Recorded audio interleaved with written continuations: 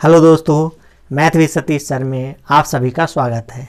जैसा कि दोस्तों आप लोग देख रहे हैं, अभी हम लोग प्रॉफिट लॉस का पढ़ रहे हैं। प्रॉफिट लॉस का इम्पॉर्टेंट टॉपिक हम लोग पढ़ रहे हैं, जिसमें टाइप बाय टाइप हम पढ़ाते जा रहे हैं और हर टाइप को बहुत आसान तरीक़ा से बनाने का विधि हम आपको सिखाने का प्रयास कर रहे हैं। कल जो हम आपको टाइप बताए, जिसमें दो वस्तुओं से रिलेटेड क्वेश्चन था, उसमें लास्ट क्वेश्चन का आंसर थोड़ा सा वहाँ पे गलत हो चुका है। वहाँ 8000 नहीं 800 आएगा। ठीक है, ये छोटी मोटी गलतियाँ हो जाया करती है।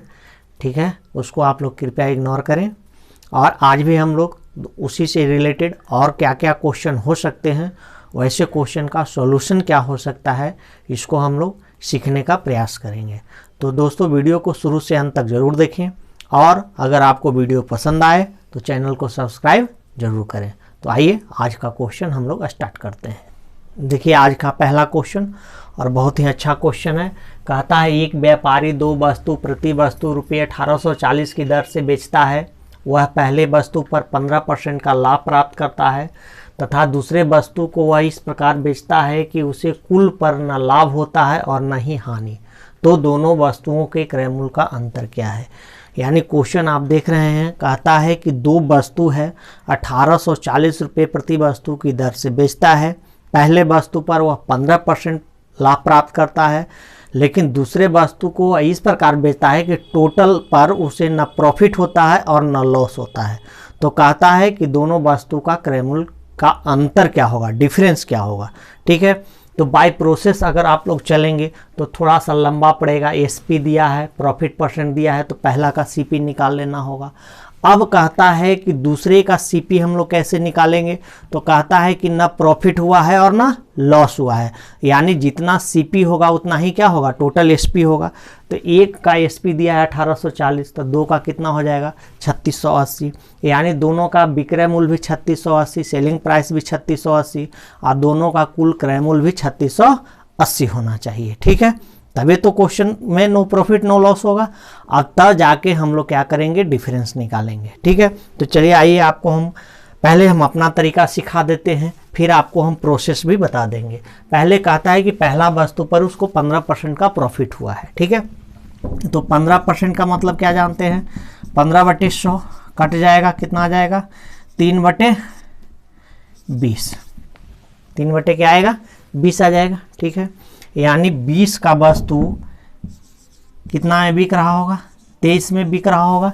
ये सीपी है और ये एसपी है। अब देखिए यहाँ पर एसपी हो गया हमारा 23, दोनों का एसपी सेम है, देख रहे हैं ना 1840। तो इसका मतलब इसका दूसरे का भी एसपी 23 रहा होगा। अब कहता है लेकिन यहाँ पर जितना ये प्रॉफिट ले रहा है उतना ही यहाँ पर लॉस ले रहा होगा। तो यहाँ पर प्रॉफिट अगर 3 का है तो इसका मतलब यहाँ पर 3 का लॉस हो रहा होगा। इसका मतलब क्या है, मतलब है कि यहाँ 26 सीपी इसका क्या रहा होगा 26 रहा होगा, तब ना 26 पर 3 का लॉस हुआ होगा, 23 में बिका होगा। बात समझ रहे हैं कि नहीं समझ रहे हैं, क्या बोल रहे हैं। पहला का 15% प्रॉफिट, 15% का मतलब 3/20, यानी 20 का सामान 23 में बिक रहा होगा, तब यहाँ देख रहे हैं 3 रुपया का प्रॉफिट हो रहा है। अब क्वेश्चन कहता है कि दोनों का सेलिंग प्राइस बराबर है, एसपी बराबर है, तो ये 23 है तो इसका मतलब ये भी 23 होगा। अब कहता है कि जो जितना यहाँ प्रॉफिट लिया है इतना ही यहाँ पर क्या हो रहा है, लॉस हो रहा है। तो क्योंकि जब तक प्रॉफिट दोनों जगह पे प्रॉफिट और लॉस बराबर नहीं होगा तब तक तो फिर हम लोग का एसपी और सीपी अलग अलग हो जाएगा। तो लेकिन क्वेश्चन कहता है कि नो प्रॉफिट नो लॉस हो रहा है, नो प्रॉफिट नो लॉस, यानी टोटल सीपी और टोटल एसपी हमेशा क्या होना चाहिए, बराबर होना चाहिए। यहाँ हो रहा है, देख लीजिए 23 दूनी 46 और 20 और 26 कितना 46, यानी सीपी और एसपी दोनों देख रहे हैं बराबर आ रहा है कि नहीं आ रहा है। तो नो प्रॉफिट नो लॉस तो होगा ही होगा। ठीक है, अब देख रहे हैं 23 यूनिट का वैल्यू दिया हुआ है 1840, तो 1 यूनिट का वैल्यू कितना हो जाएगा 1840/23, 23 छक्का यानी 60 बार में चला गया, 1 यूनिट का वैल्यू 60 आ गया। अब कहता है कि दोनों का सीपी का डिफरेंस बताओ, तो सीपी का डिफरेंस देखिए कितना है 6 है, तो 6 यूनिट का वैल्यू कितना हो जाएगा, 6 यूनिट का वैल्यू हो जाएगा 6 × 60, यानी हो गया 23 छक्का नहीं 23 8 गलत हो चुका है, 23 8 यानी 1 यूनिट का वैल्यू 80 आएगा। ठीक है, यानी कितना हो गया 8 छक 48, 480, और यही आंसर हमारा होगा। ठीक है, बात समझ में आ रहा है क्या हम समझाना चाह रहे हैं? फिर से एक बार आपको हम समझाते हैं। पहला वस्तु को 15% प्रॉफिट पर बेचा, 15% प्रॉफिट का मतलब 20 का सामान 23 में बिका होगा। अब कहता है कि दोनों का एसपी बराबर है, तो दूसरा का भी एसपी 23 से रहा होगा। अब कहता है कि दोनों को नो प्रॉफिट नो लॉस पर बेचा गया होगा, तो जितना सीपी होना चाहिए उतना ही एसपी होना चाहिए। तो यहाँ टोटल एसपी देख रहे हैं कितना है 46, तो यहाँ भी 46 होना चाहिए, है कि नहीं? तो 20 तो पहले से है, तो इसका मतलब ये 26 होना चाहिए। तो 20 और 26 46 भी हो जाएगा। यानी नो प्रॉफिट नो लॉस के लिए क्या कंडीशन होगा? सीपी और एसपी बराबर होना चाहिए। देखिए बराबर हो रहा है। अब देखिए एसपी का वैल्यू दिया हुआ है 1840, तो 23 यूनिट का वैल्यू 1840, तो 1 यूनिट का वैल्यू कितना हो जाएगा? 80 आ जाएगा। अब पूछा है कि दोनों का सीपी का डिफरेंस बताइए, तो दोनों का सीपी का डिफरेंस यहाँ पर 6 यूनिट है। 6 यूनिट का वैल्यू कितना हो जाएगा? 480 हो जाएगा। उम्मीद करते हैं और अब आप इसको समझ गए होंगे। अगर आप इसको प्रोसेस से बनाने का प्रयास करते हैं तो देखिए इसका प्रोसेस भी हम आपको सिखा देते हैं। पहला वस्तु का सीपी निकालेंगे, तो सीपी क्या हो जाएगा? सीपी का फार्मूला पढ़े होंगे, SP into 100/100 plus profit percent 115। ठीक है, 23 से भाग दे दीजिए, 23 पचे 15 से, तो ये 8 चौरसिया से 80, ये 20, यानी कितना आ गया? 1600। कितना आ गया सीपी इसका? 1600 आ गया। अब दूसरा का हमको ना सीपी पता है, सिर्फ हमको एसपी पता है, लेकिन ये भी कहता है कि दूसरे का ना प्रॉफिट परसेंट पता है और ना लॉस परसेंट पता है। लेकिन क्वेश्चन क्या कहा है कि दोनों का एसपी बराबर है, तो टोटल एसपी कितना हो जाएगा? टोटल एसपी बराबर 1840 में 1 बेचा तो 2 कितना में बेचेगा? 3680, 2 से गुना कर दिए। तो अब कहता है कि no profit no loss. No profit no loss का मतलब क्या है? जितना सीपी होगा उतना ही एसपी होना चाहिए। जितना मैं खरीदे उतना ही में क्या होना चाहिए? बेच देना चाहिए, तभी ना होगा नो प्रॉफिट नो लॉस। तो सीपी और एसपी दोनों बराबर होना चाहिए। तो एसपी यहाँ पर देखिए 3680 है, एक का एसपी यहाँ निकाले हैं 1600, तो दूसरे का एसपी कितना हो जाएगा? अगर यहाँ एक्स मान लेते हैं तो एक्स बराबर कितना हो जाएगा? 3680 माइनस 1600, यानी कितना हो जाएगा? 2080 हो जाएगा कि नहीं?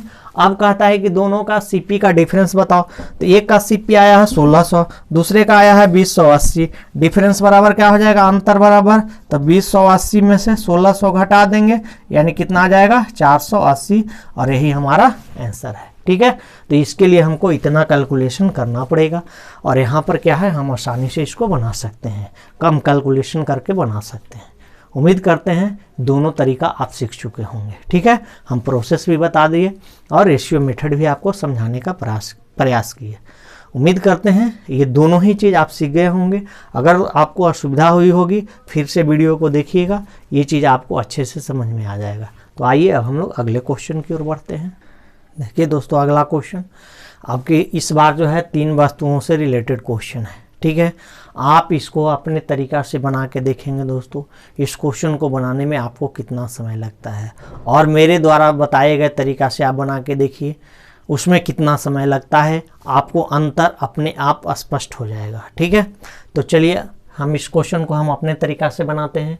कहता है एक व्यापारी 3 वस्तुओं को एक समान मूल्य पर बेचता है। पहली वस्तु पर 20% का लाभ, दूसरे वस्तु पर 10% की हानि तथा तीसरे वस्तु पर उसे 12.5% की हानि होती है।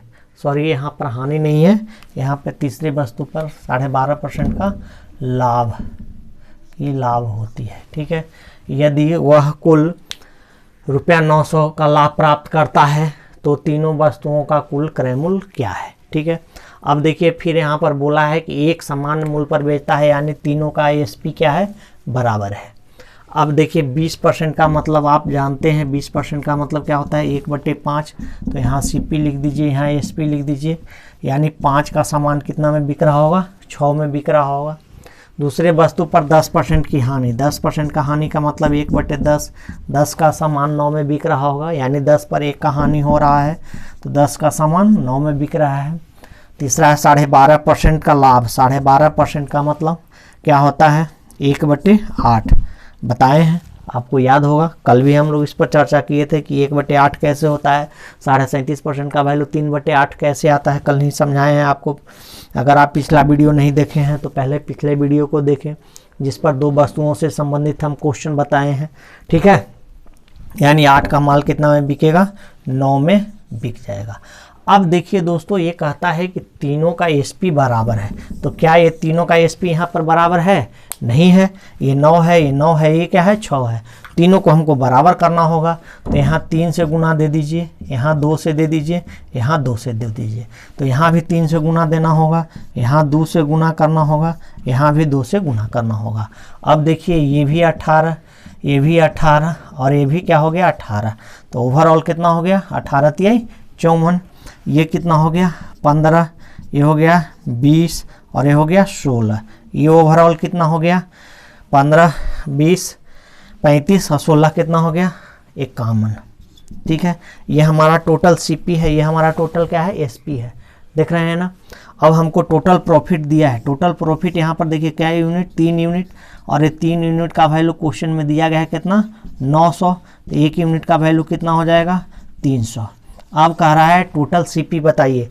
तो टोटल सीपी क्या यूनिट है, ये कॉमन यूनिट है। तो टोटल सीपी क्या हो जाएगा, टोटल सीपी बराबर 51 इंटू कितना हो जाएगा, 300, यानी 003, यानी इतना आ जाएगा 15,300 रुपया। और यही इस सवाल का आंसर है। ठीक है, अब तो आप समझ गए होंगे, जहाँ भी इस टाइप का क्वेश्चन आएगा दोस्तों, बनाने का तरीका यही होगा। और ये बिल्कुल ही आसान तरीका है, इससे आसान तरीका नहीं हो सकता है। अभी मेरे पास थोड़ा सा बोर्ड छोटा है, थोड़ी सी आपको असुविधा हो रही होगी, कोई बात नहीं, बाद में फिर हम लोग बड़ा बोर्ड कर लेंगे, समझ रहे हैं ना। तो चलिए, उम्मीद करते हैं ये क्वेश्चन आप समझ गए होंगे। आइए अगले क्वेश्चन की ओर बढ़ते हैं।